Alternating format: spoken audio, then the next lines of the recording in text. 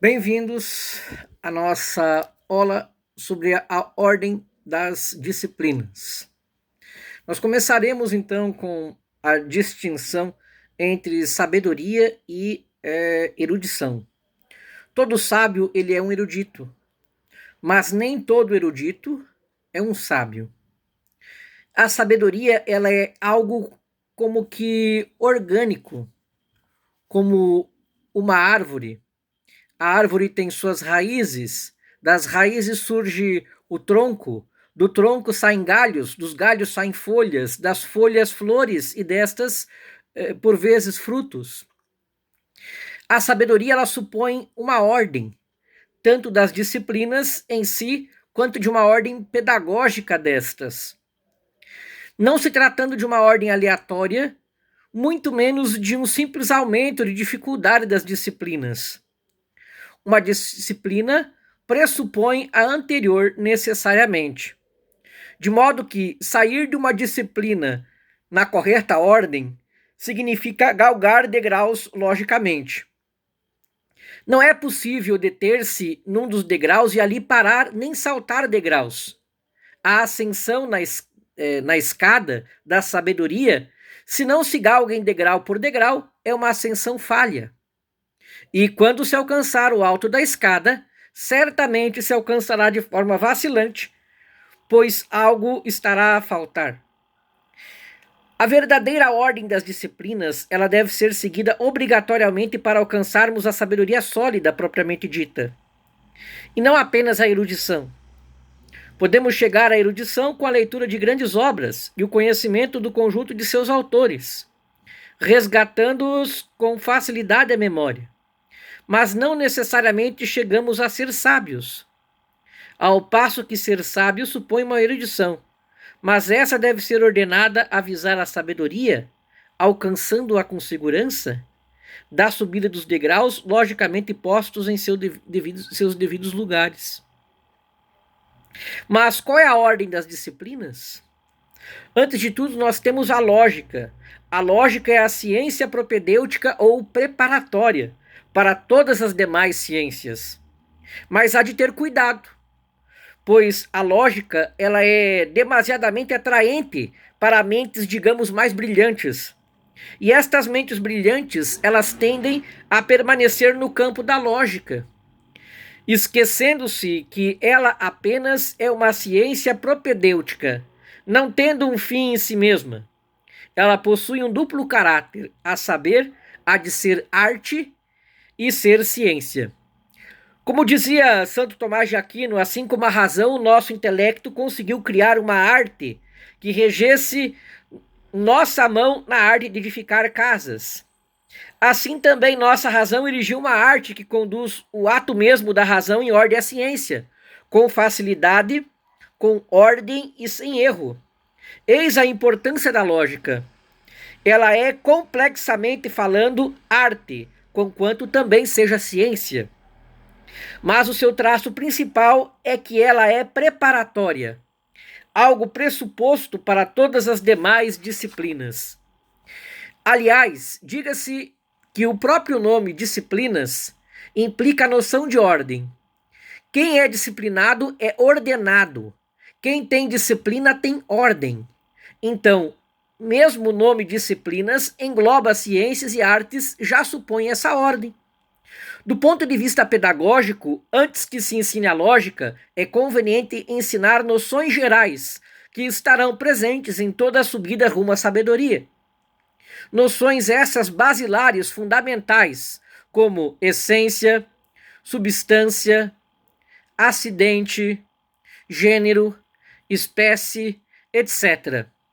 Mas, atingido a lógica, esta será tratada em stricto sensu, segundo a mesma ordem dada por Aristóteles em seu órgão, a saber, as categorias ou os predicamentos. Aqui se segue o Periermeneias, ou sobre a interpretação.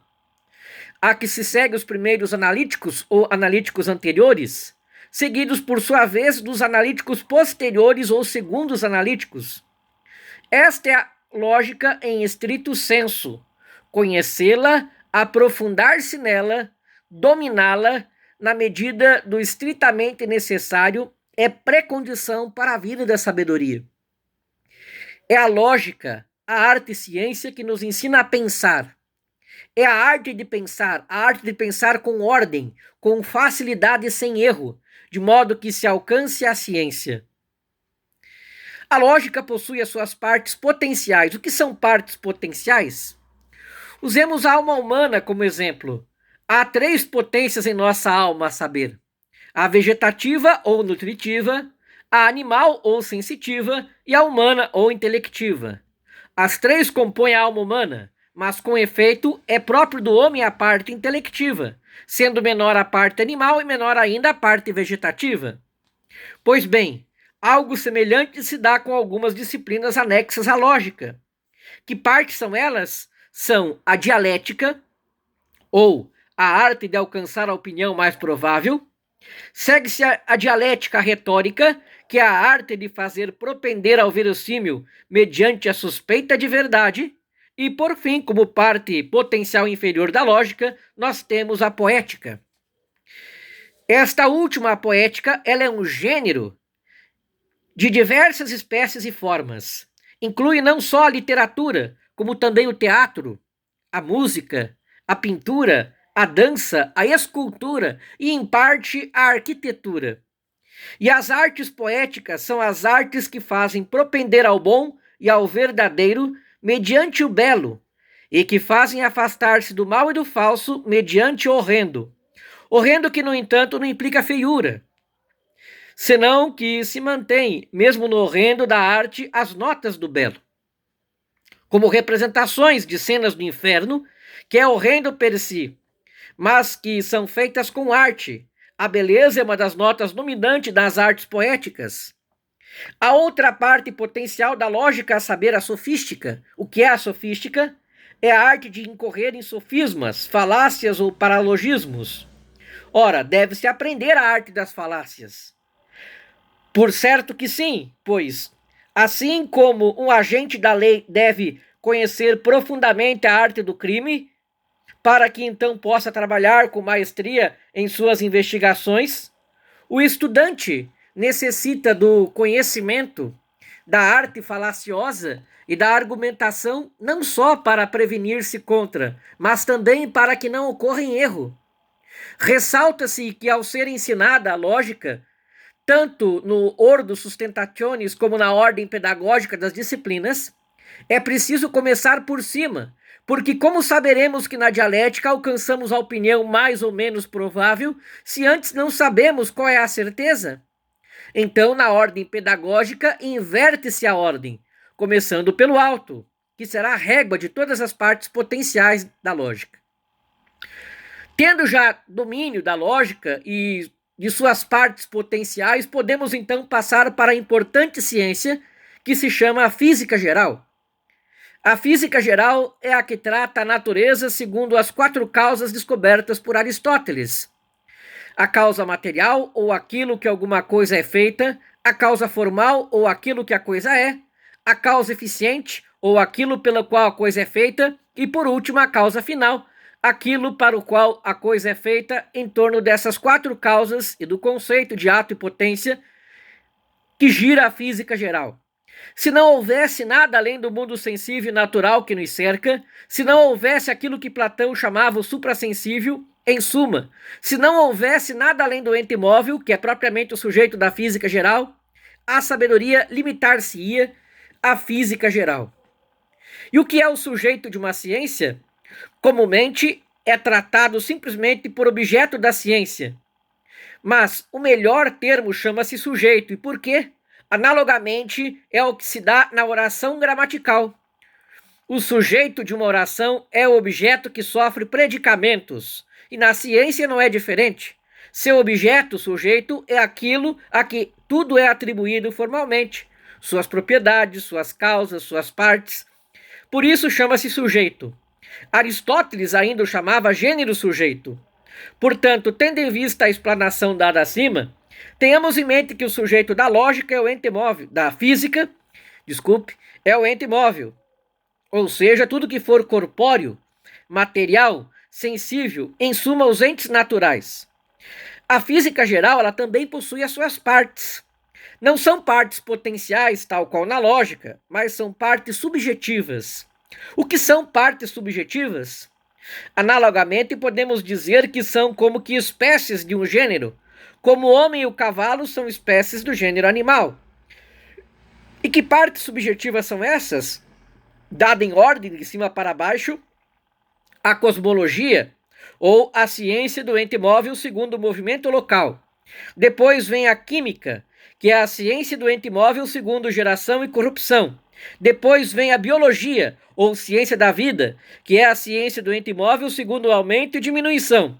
Por fim, a psicologia, que em grande parte é a antropologia, ou ciência do homem, pois a alma humana é, antes de tudo, intelectiva, propriamente humana enquanto intelectiva.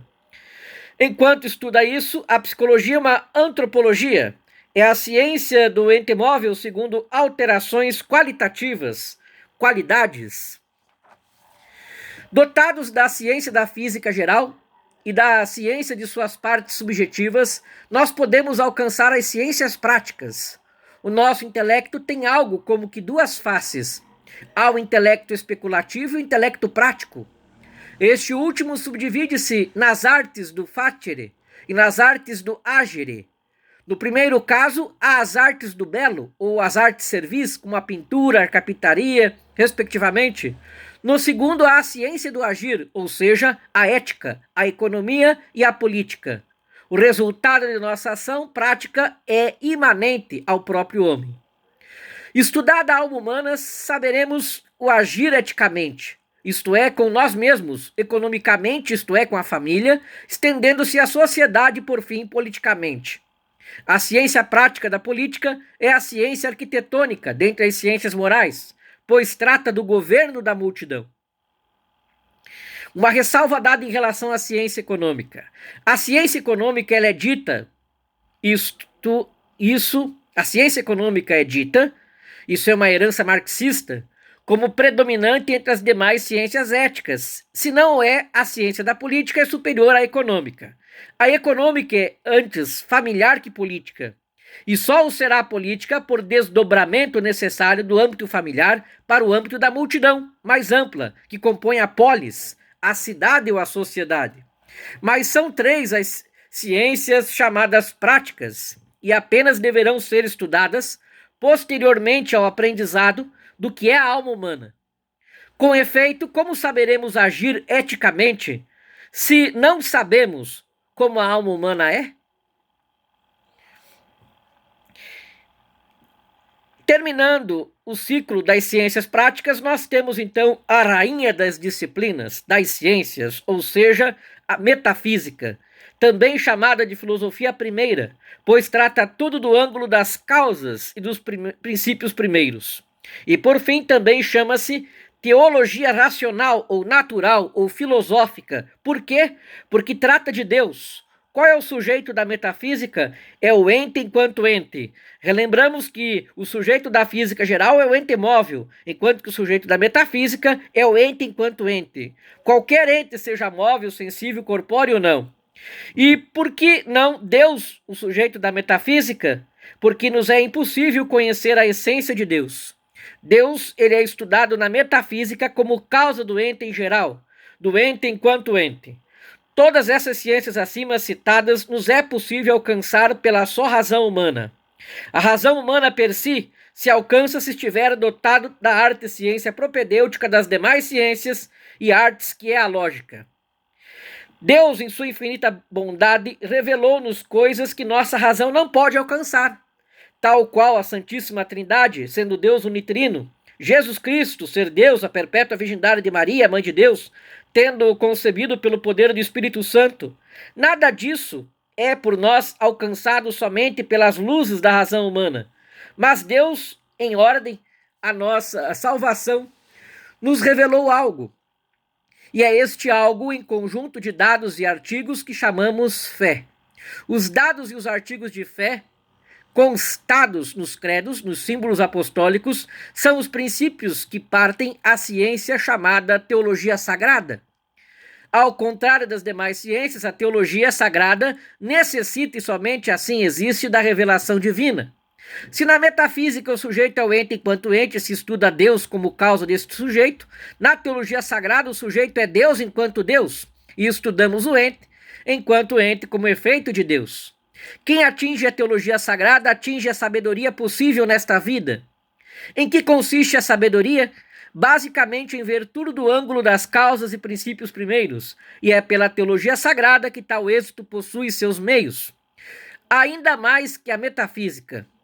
Esta nos é dada por nossa razão, mas aquela é Deus quem nos dá por meio das revelações e pela fé que nos é infundida. Vejamos que a teologia sagrada e a fé per si não necessitam da filosofia, mas é o nosso débil intelecto, vale-se das demais ciências para sustentar-se, tendo-as como alicerces da compreensão ao estudarmos sagrada teologia. Portanto, é correto afirmarmos que a filosofia e as demais ciências são algo como que servas da teologia sagrada, pois deste modo nos é permitido permanecer firmemente apoiados na sempre mesma fé, pois com efeito a fé é vertida no vaso da razão. Se este vaso da razão está rachado, a fé tende a escorrer por suas fendas. E é com boas doutrinas, é com o aristotelismo tomismo, ministrado e aprendido na correta ordem das disciplinas, que nós vedamos o vaso de nossa razão, para que se impeça assim que a fé se escorra por suas fendas. Por essa razão, aqui no nosso curso nós vamos estudar por essa ordem das disciplinas. Muito obrigado pela sua atenção e até nossa próxima aula.